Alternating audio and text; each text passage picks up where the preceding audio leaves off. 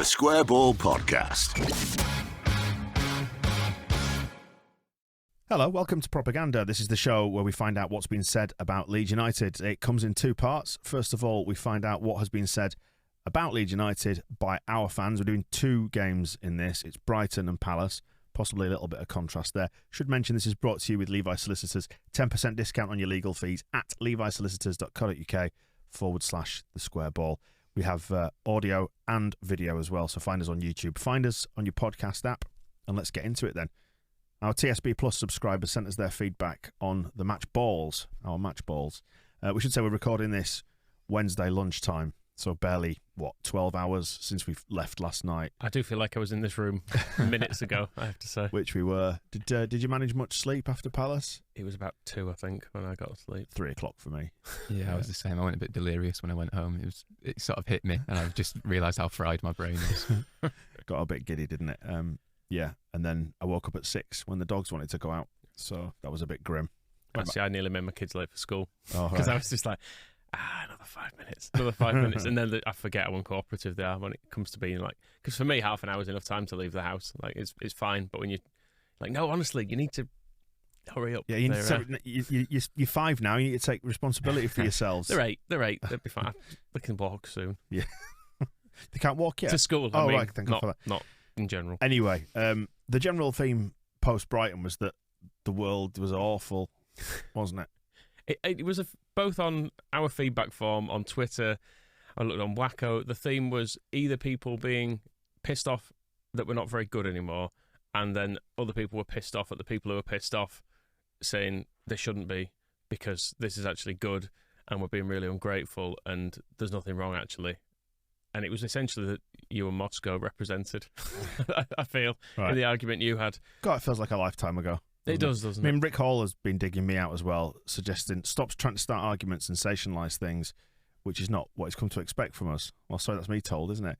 But the point is, right, you can't ignore like the issues that are there in this side. And we, even with Palace, and Palace was a great win and stuff, but we all know that we're a bit toothless going forward, don't we? Mm. So I'm not going to ignore things that, when questions need asking, they're going to need asking. And with games like Brighton, where we were toothless all over the park, you've got to sort of ask about it, haven't you? I mean, I can't pretend stuff's not happening. And if you don't ask about it, someone else will be annoyed that you've not asked about it. People will be like, why are you just pretending we don't need a striker and we don't need a midfielder when we clearly do? You're like, oh, but then it annoys someone else. So, and because we're not winning games, everyone's edgy. And this as well, Rick. Stop trying to sensationalise things. Mainstream, trying to appeal to a different audience. No, I'm not. There's not that much cynicism or thought goes into it. I'll just say what's in my head. That's how it works. Like we're trying to become Arsenal. He's useless. He's not trying to appeal to anyone. We're trying to become Arsenal TV or fucking Johnny United, as he puts it. Keep up the good work. That's finished. That's the sign off at the end, which means I do like you, but don't be dickhead. We're not trying to be dickheads. We were really well. Look, I mean, I was sat here like an awkward child listening to his parents argue. So, and the thing is, it's just shooting from the hip on the match ball. There's no preparation for it. I feel glum after we lose or don't perform well, and I feel giddy when things are great, like last night. But we were a penalty away from the same result from both games, weren't we? So thanks, Rick, but I will be ignoring you. Aidan wasn't happy, was he? I'm just looking at the comments from Aidan about everything being awful. Kit is shit. He did pick out a few positives in fairness, but just saying times we worried, and Phillips saying, "Good God, we were awful." In the circumstances, that was a good 0-0. The kit does need mentioning. Had you said we were managed by Big Sam for that Brighton match, I wouldn't have argued with you. I'm against the lilac kit, I'm afraid to say. That's my mind made up. Yeah. I warned in the run-up to this, having played it on FIFA, it's not good on the eyes. It wasn't good on the telly either. And we've not played well in it yet, have we? I don't think. No, but we're unbeaten in it as well. We're unbeaten in it? Played Newcastle, didn't we? Is that the two? Newcastle and Brighton. Well, they were both bad. Bad vibes, anyway. I got bad feelings from both of those games. And a point is a point was made by several people as well. The Toblerone, Mad Ken Starling. I don't know who that is. Is that a fictional character, Mad Ken Starling, or is he just mad? I don't know. Ender and Hilton as well, all just kind of saying it was a bit of a scraped and slightly undeserved point, but we did get a point. We did, yeah. And we said, didn't we, last night on the match ball for Palace, it looks better now. We got that 3 against Palace. Yeah, and Mad Ken making the point that I like to think he's acquired that name in the local pub, by the way. He's known as Mad Ken just in local circles. after a glassing or something. Someone sits in his seat. You know, That's Mad Ken's seat. Don't sit there. But yeah, he was making the point saying maybe we would need to change our mentality slightly because we weren't great, but then we did draw against a team that's been in the top 10 all season, and they beat us twice last year. So, yeah.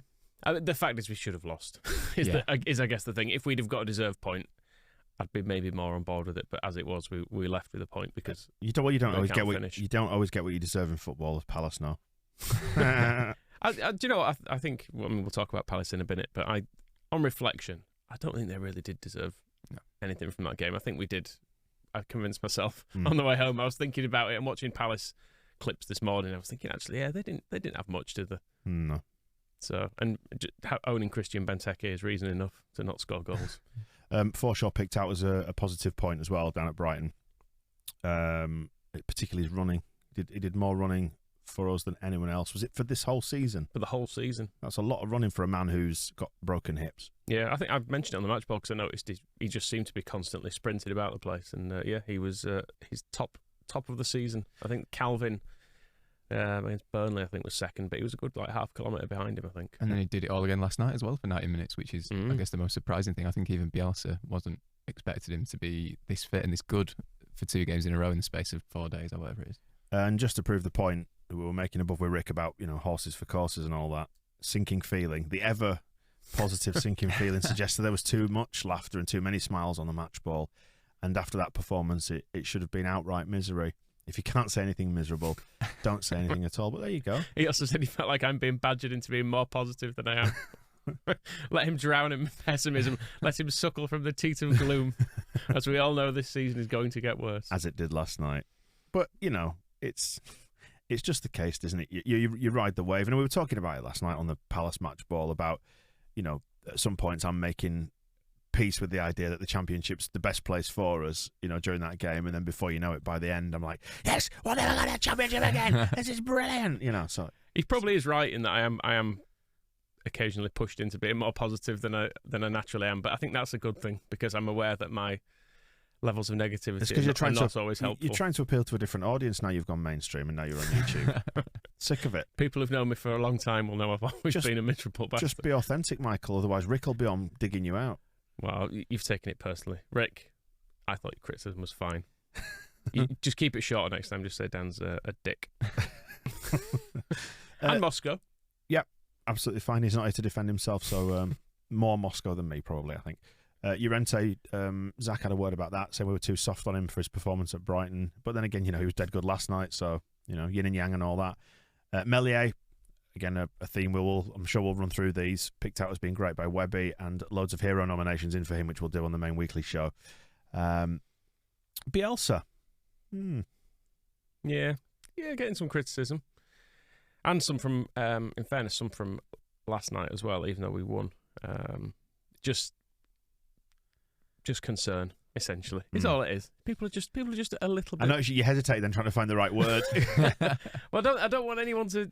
no one is outright slagging him off, I think is the thing, because everyone's still... Well, he's a sacred cow, isn't he? You can't say anything bad about Bielsa, and I don't want to say anything bad about Bielsa. Yeah. But I think he's just saying that Peter's making the point that his selection of Firpo and Rodrigo were maybe not particularly justified. But then again, you're assessing that after we saw them play, I suppose, and it didn't work, did it? And obviously Firpo had a disastrous and much the game. Same as we were judging them based on Palace after they came on last night, and Firpo was much better, wasn't he? Even Phillips got a little bit of a knock from Grumpy Git Kev, saying he's out of sorts. What do we think? He's had a big bust up with Bielsa, I've heard. Yeah, fact. I think that's been established now, hasn't it? We've got to say controversial things now. We're doing this mainstream thing. I had a rumour that he went into his desk and did a shit in one of his drawers. Is that true? That is a fact. And then Bielsa sparked him out, and that's why he's got the cut on his eye. Mm-hmm. That's all facts. Is that verified? Yep. Is that a Thorpe Arch source as confirmed? Calvin told me. Oh, right. And Bielsa. Mm-hmm. They both told me in person. It sounds like something that happened in a previous workplace that you just had. Very quickly got to that. No, they're never proven. But no, there doesn't seem to be any fallout. Calvin, in fact, after yesterday's game was, trying his best, clearly, to get rid of this as a rumour, wasn't he? Yeah. In praising Bielsa. But he never said anything bad in the first place. No, it was what he didn't say, wasn't it? And people took what he didn't say as the real truth of the matter. Because why did he play you back there? Don't really know. And as Moscow pointed out, he's done this in a lot of interviews. He's kind of just humble and kind of, I don't really know. I just follow the instructions kind of vibe about it all. It was just him being himself, wasn't it? Which I think is all the more impressive how he came out last night and put it to bed when he can be a little bit awkward in interviews sometimes and not really know. He was like, nah, I've got a message now, which was good. And none of it matters anyway. And I think he has been slightly below par this season, but that's, he's been brilliant for a few years in a row now. So form does go up and down a bit sometimes, doesn't it? I think in the same way as soon as we play badly, it's a burnout. Bielsa's knackered them all up. Because Calvin is now a star and an England international, I think there's a tendency for people to go towards that, I think she's too good for it side of things, which maybe it's true, but I don't think it is. Well, as much as we said he was out of sorts, that all started off after the Tottenham game where he was excellent, and then he had one bad half at Brighton among a terrible half among all the players, and it's like, oh yeah, they've got to have fallen out. That's the only. And the key thing that you've said it there is all the players. No one's been in great sparkling form this season, with the exception probably of Raphinha, who's been the only one to look like making things happen a lot of the time. And maybe the England stuff was a bit of a distraction in a sense that it pulled him into that orbit. And then he didn't really have a break afterwards, and he's kind of rolled straight through from the tournament into this season. Yeah, the actual practicalities of playing for England could be an issue, but I don't. Harry Maguire's dealing with it well, isn't he, this season? So, yeah, I'm not sure about the narrative that now he plays for England, he thinks he's too good to play for us, and therefore he's playing badly to make some sort of point of not getting a transfer by playing worse, so he has to stay for longer. Who knows? I don't understand the thinking of it necessarily. Calvin's earned a break, I think, in the same way as Bielsa has. In that I don't feel particularly inclined to criticise him yet because he's been dead good for years. And just to draw a line under Brighton, Chris does point out in the feedback that we did this last season. We were terrible against Brighton in both games, which is fair enough. And we did wonder sometimes maybe just the manager just has a hex on Bielsa. Gary Monk had it. Maybe Potter's got it. They did counter us pretty well. And I saw I can't remember who tweeted it now, but I saw some of the most progressive yards stats, and it was basically Brighton defenders because they. What does that mean? Defenders running with the ball, right? Which they did well against us because. Could they have not called it DRB? What's that? Defenders running with the ball. Defenders running with the ball. Yeah, it's defenders picking up the ball and just running straight through the middle of the pitch, which they did do fairly consistently against us. So that was a bit of a problem, but he does seem to not have his number as such. Well, maybe he does. I'm trying to defend Bielsa. He's not beaten Potter yet, has he? So yeah, he's not completely immortal, untouchable, is he? No. And the thing is with football, it's fine. Sometimes the opposition manager does something that is better than something you would have done, which isn't fair, and we don't like it, but is also true. But I was going to say before when I uttered the phrase "none of it matters," and none of it matters because of this. Let's just sit back and bask in this.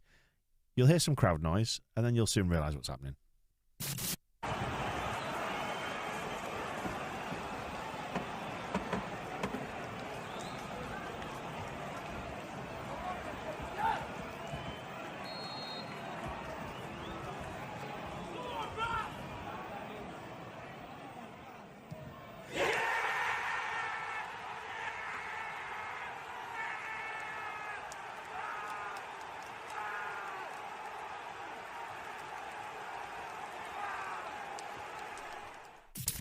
That was nice, wasn't it? We should give credit, first of all. It's for United Revolution, UR_Leeds on Twitter. Yeah. That's where that clip came from. Yeah.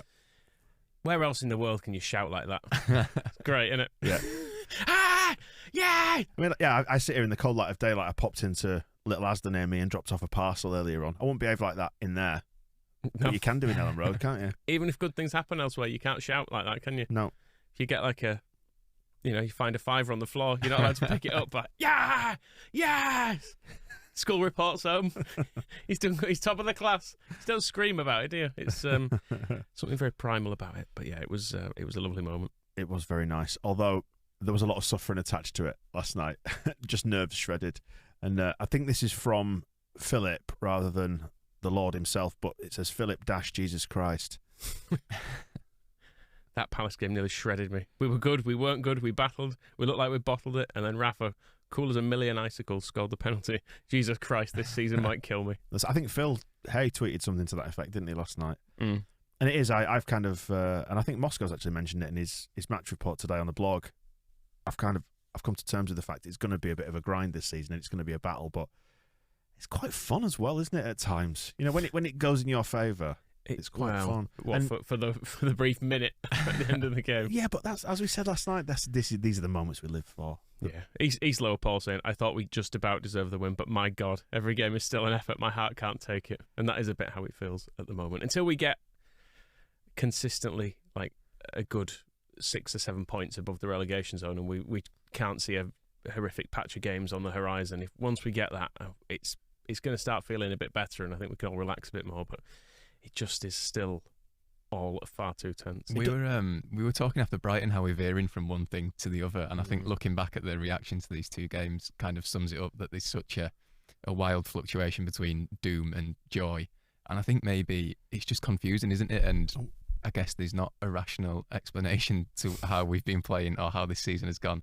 So as much as we're trying to reach one or try to find a correct answer, there isn't one, is there? It's just a bit mad, and maybe we need to embrace that, as terrible, as terrifying as it is. That's the point I was trying to make in relation to, not that it's affected me at all, but Rick's comments about us, changing. We're not changing style. It's just that this is new territory for us. Like, I haven't seen Leeds in the Premier League for however long, 16 years, and I'm just coming to terms with it. Like, last season felt a bit unreal because it was all watched via telly, and then it's very, very real now, isn't it? It is very real, which is good, and it is more of a struggle this season, and it's more difficult, and it's going to be more difficult. Like, I know we're only 2 points worse off than we were this time last season, but it's felt mentally tougher, I think. Don't know about you. Maybe because we're that much closer to it. I don't know. I think it feels mentally tougher because even though I didn't expect us to maybe be quite as good as we were last year, I think I expected us to be better than we have been. Yeah. And it's come as a bit of a wake-up call to me that I'm a bit like, oh no, we could still go down. I thought that the tough bit was getting out of the Championship because we'd spent so long trying to do it. Then last year we made it look quite easy. And so this year I was thinking, I've got a lot of bookmarks saved, to be perfectly honest, of people who were saying we're going to have second syndrome and second season syndrome and go down. And I'm sort of sometimes look at them and I think, oh no. What have I done? They were all right. I'm ready to retweet them all when we're safe. Yeah. But, yeah. But the point is, and I think this is the other thing that we're coming to terms with, the other realisation, is that this league's not very good. Look at that table. It's not, we were laughing last night about being closer to the European spots now in terms of points than relegation. It's insane, isn't it? It's insane how average you can be. Like we were saying last night, Rob, Spurs have lost 5 games. And just about everybody, barring the top 3 or 4, have all lost 5 games or thereabouts because it's just very mediocre beneath the top lot. It's interesting that we've been chatting about a lack of cutting edge and, not looking threatening in attack. And then The Athletic published a piece this morning talking about how there's no goal scorers really this season. I think of the players to have scored 5 goals, I think there's 10 in the league. 6 of them are from either Liverpool or Watford, weirdly. And then no one else is really scoring goals. And then Bielsa, in his pre-match press conference, was talking about how the running stats are down across the whole league. And I don't know if just maybe everyone's a bit broken. And those top 4, 5, 6 clubs have got the wealth where they've just bought and signed quite aggressively and have fixed their squads, which were kind of a bit broken last season. But then everyone else is kind of getting the shit together still. Just to give it a bit of context on the league as well, if we'd got the penalty at Newcastle, which we definitely should have done, that we should have put us 2 up, we probably would have won that.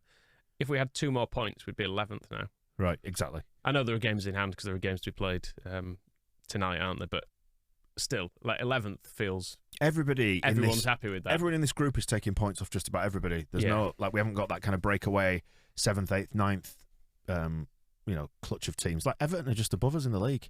That's mental, because I thought they looked really good at Elland Road at the start of the season. Well, they were 4th after about 3 or 4 games, weren't they? They kind of got off to a good start, and our point, and now it looks like drop points. What are we doing? Well, Tom says let's not get complacent. This league might be shit. I'm saying that. But Tom said we got lucky in different ways in each game with the result. 4 points from these 2 games is okay, but we can't act like it's mission accomplished, as I feel we have done so far this season when scraping a win or a draw. We have a long winter ahead of us. Come on, Tom. Cheer up. I think he's probably right. No, he is right. Yeah, but looking at the games we have coming up, it is it's kind of hard to see where the points are coming from. But if you're not allowed, if you're not allowed to enjoy moments in the short term, why are you even bothering with football? You can't always be pragmatic. You can't always say, "Oh well, this is fine," but look, we've got Man City again soon, or Chelsea. I don't care. I'm trying to get the enjoyment out of this. It's so long since we did all this.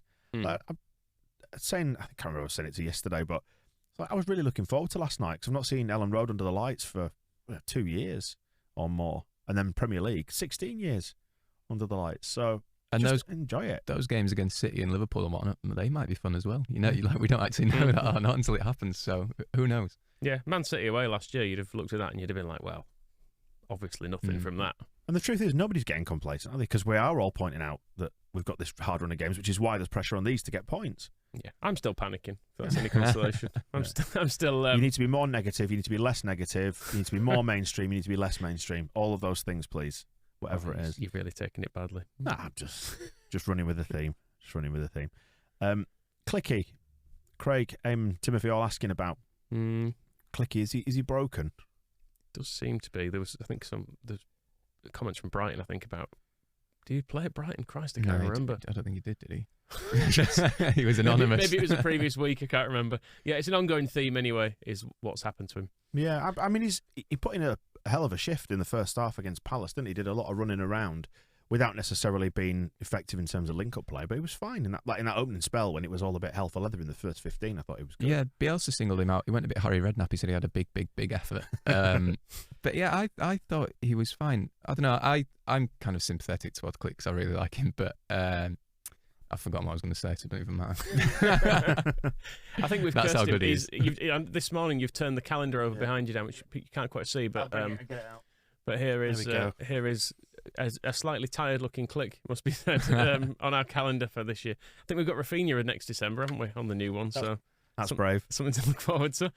I think it's because at this point last season, he just had adapted so well to the Premier League. Bielsa was talking about him playing for a Champions League team, wasn't it? And then he basically dropped off a cliff after that. He did, but I don't know if people are still kind of reading into that. That's what I was going to say, was that have we kind of forgotten what Klich does and what makes him good? Like, he isn't a guy who dominates a game and gets on the ball and he's passing everywhere and he's spraying it around the pitch. He is kind of a strange, unique player in that he kind of runs about a lot and leads the press a little bit, and then he's just gets on the ball in strange little spaces and he's neat and tidy.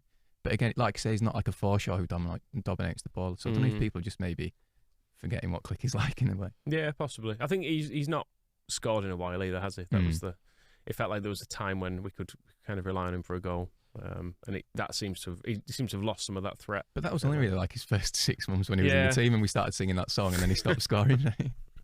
How old is he now? I'm just having a look because I'm just, got to bear in mind he's no spring chicken anymore. And he has played a lot of football. He just never gets a rest. He's 31. He's going to be 32 in June. Maybe we should give him December off. Yeah, we've already said we're not going to win those games. Let him have a rest. Well, are they going to the World Cup next December? He'll certainly have next December off, won't he? Silly game. Who else have we got then on the list? Forshaw, about being brilliant and consistent. Aiden and Mad Ken again is back, saying that we've got enough players in form as well, including Forshaw. So you got Dallas, James, Raphinha, all starting to pull their weight.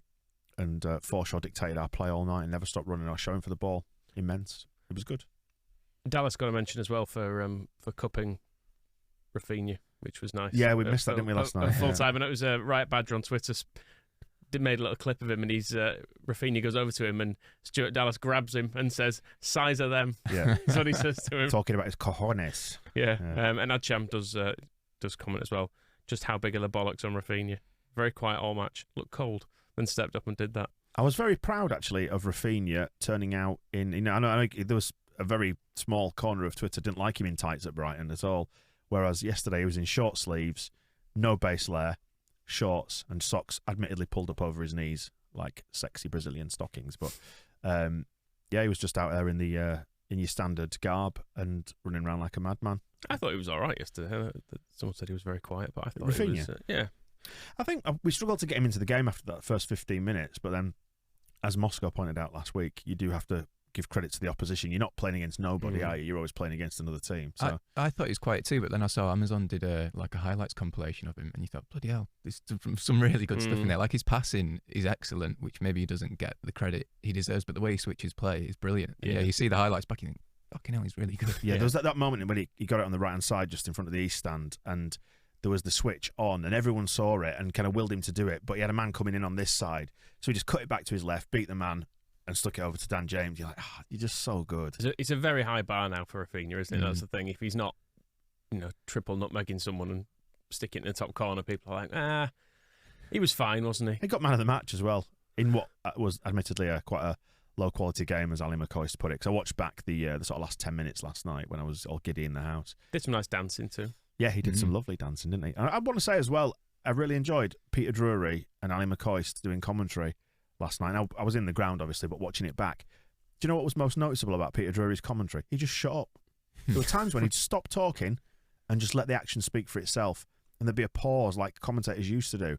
And I don't want to single out like Sam Matterface, for example, but he'll start throwing in pointless stats or pre-written lines or whatever. And Peter Drury was just announcing the action as he saw it, when he needed it, and then just letting the rest of it just quietly cook away. Yep. Lovely, beautiful.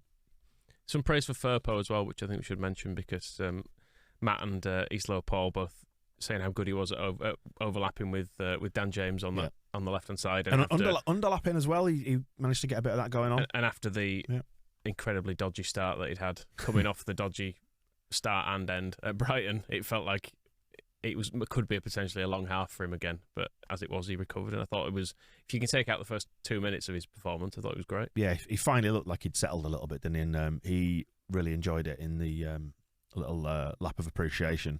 Just as we shouldn't have written him off after Brighton, we shouldn't equally say he's fixed and everything's fine now after a good 40 minutes here either. Terrible 45 minutes and a good 40 minutes, and hopefully they'll start to level. It was nice for him to do it in the next game as well, so there's not a big wait and a big anticipation of, oh God, Firpo's back, what's he going to be like? It was just like, no, next game he plays, he's fine, cool. And it taps into what Luke Ayling was saying as well to Phil Hay in that interview that he did about, actually, they quite enjoyed the Championship and the games coming thick and fast and playing 50 times a year, because there's always the chance to right the things that have gone wrong, and Leeds probably benefited from that after what was a bit of a turgid performance at Brighton, to be able to bring that one out last night. It was far, far better, wasn't it? It was, in truth as well, it was a fairly kind fixture for us to get, because they're not in great form. A home game that seemed winnable. Like if you're going off the Brighton performance to, Man City away, you do start thinking, oh well, it's probably not going to be this week. We get our form back, but we did have the chance to sort of redeem ourselves fairly quickly, which was well, it's not fortunate because you play everyone, don't you, at some point, but it's just the way it's fallen. But it feels like we've kind of got the Brighton game out of the way. It was better that we didn't come into, like, let's say, Man City next or Chelsea. Yeah, so I mean, that run of games we've got coming up, if that was coming up after Brighton, you're all of a sudden then going, bloody hell, we really need to beat Brighton because now we've got this. Whereas it did feel, I think, maybe, like, I mean, I don't know without scientifically checking this, but the difficult fixtures were a bit more spread out last season. So you'd have one that looked quite difficult, then a two that you think, fair enough, and then one mediocre, then one really difficult one. Whereas we've got them all put together in a big clumpy. I know we had a couple of testing months last time, but we came through them all right, didn't we? Because we had like Man City and Arsenal. I think we were classing Arsenal as quite good back then. None of them won at Elland Road, did they? The Big Six. So-called Big Six, Rob. I think you got to refer to the Super League Six. Yeah. What else have we got then? Palace's style was mentioned by Gary Furnival. The time wasting from early on in the second half. And again, going back to Moscow's match report on this, find it on the blog. It's always a good sign when teams start doing this against us, because it means they're basically trying to contain our game rather than impose theirs on us. Yeah, I think this is one thing I reflected on when deciding whether or not we deserved to win, and we did because of that. They were clearly not particularly bothered about winning it. It was if they get a break and they score, fine, but they were never trying to put sustained pressure or take any real risks to score goals. I said that last night. I think that at about 75 minutes, you saw that they'd settled for it. Yeah. So we deserved to win. Good that they got nothing. The ref, actually, we mentioned Kevin Friend. Soldier Wilson says Kevin Friend had a fair game, gave us a penalty. One of the good things about Bielsa is that he doesn't moan on about the refs, unlike you three Warnocks. Do you know what? I don't mind fans moaning about refs, but I'm kind of glad Bielsa doesn't. Yeah. Even though it might cost us a bit. I feel like it's refreshing to have him give an assessment of the game without criticising the referee, whereas, to go back to Warnock, couldn't, even if you'd lose like 4-0, and he'd still find something to criticise the referee for, and you'd be like, well, not really, Neil. We didn't have any shots, and they had about 40, so maybe not getting a free kick in the 30th minute wasn't the deciding factor. I don't think we wanted to talk about the ref too much after Brighton anyway, did we? Because we were that bad. We all said, yeah, it's probably not the ref's fault, as he might have been a bit irritating, but that's not why we've drawn the game. Yeah, I think my irritation with refs is quite a low-level one this season. It's just like little things like Klopp being allowed to come onto the pitch and ref that Harvey Elliott incident, and then Zaha in his ear all night. And maybe it's just because our players, by and large, don't get in their ear, but I was dead pleased that they all got up in his grill last night about the penalty. It's really, to defend referees for a bit as well, I think the whole VAR thing has made their job really difficult because they're constantly trying to second-guess whether they should let the play go in case a goal's scored, and then if they've stopped it, VAR can overturn it. But they don't want to. You're constantly second-guessing yourself, That's aren't what I mean. you? You're no longer just calling the game as you see it at the moment because you're thinking, right, well, I think he was probably fouled there, but I let it go because the goal might be scored, and I don't want to not let a goal be scored because I've stopped the game for something that didn't happen. But then, like, a team can win a corner off it, and it doesn't get pulled back then for that, for the original foul. And then if they score from the corner that should have been stopped because of a previous foul. Yeah. There's so many things that can go wrong with VAR. I think that it does play on referees' minds, and the guidance they're given has changed quite a bit within the last year as well, I think, of how to use it. Because if you contrast it to this point last season when it felt like it was being used for they were looking at every goal in forensic detail, trying to find a little push or, Patrick Bamford's armpit offside or something. It's all very difficult for them. So yeah, I think that's fair. But I've defended him enough. I don't like him. Yeah, but my irritance comes from like the weakness of free kicks these days, and maybe that's just a legacy of me having grown up during the 80s and 90s, watching people kicking the living shit out of each other. But how easily free kicks are given and bookings are handed out now for fairly, innocuous stuff, and it just seems to ruin a bit of the spectacle. But then, we've always bitched and moaned at refs, haven't we? So it's just part and parcel of it's being a a good football tradition. fan. Yeah, one we should keep up. The Square Ball Podcast.